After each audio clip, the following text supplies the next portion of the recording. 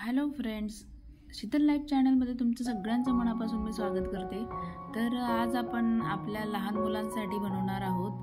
तर आज घरच्या घरी एकदम सोपी पद्धत दाबेली बनवणार आहोत। तर रेसिपीला सुरुवात करूया।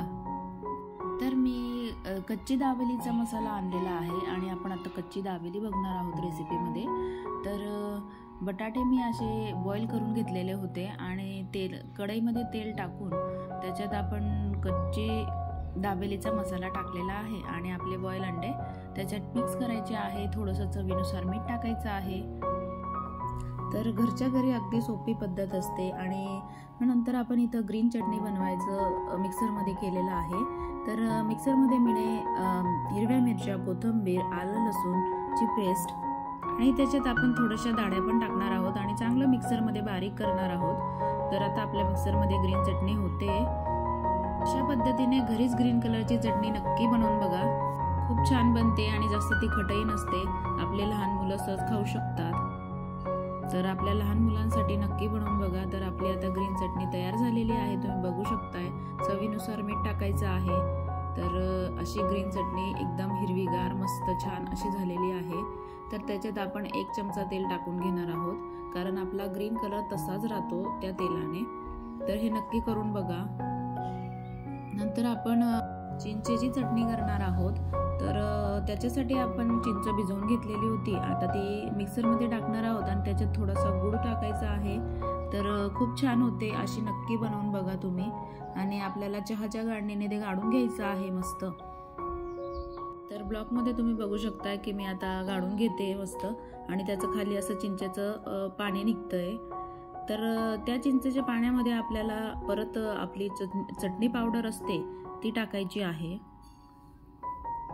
तर ती चटणी थोडीशी तिखट आंबट अशी मस्त छान होते, अशी नक्की बनवून बघा तुम्ही।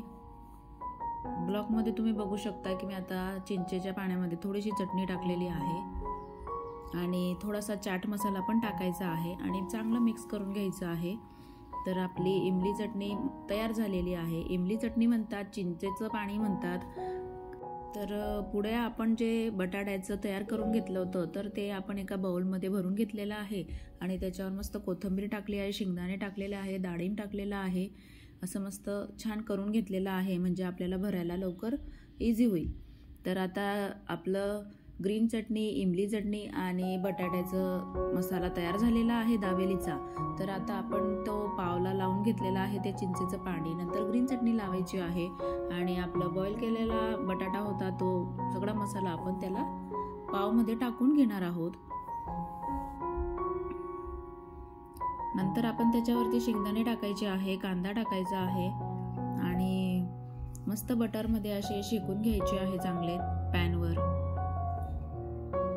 तर आपली दाबेली रेडी आहे फ्रेंड्स। तर ही रेसिपी दाबेलीची घरच्या घरी अगदी सोपी पद्धत तुम्हाला कशी वाटली ते नक्की सांगा आणि ब्लॉग जर तुम्ही बघितला असेल पूर्ण तर छोटंसं लाईक, शेअर, सबस्क्राईब नक्की करा फ्रेंड्स। बाय।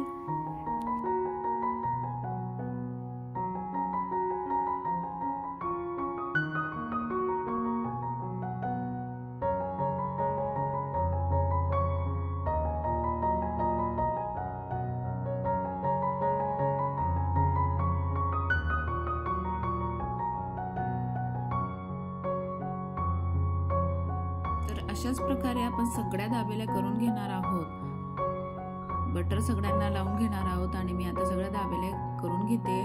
तर अशा प्रकारे घरच्या घरी खूप दाबेली होते आणि आपल्या मुलांना मनसोक्त खाता येते।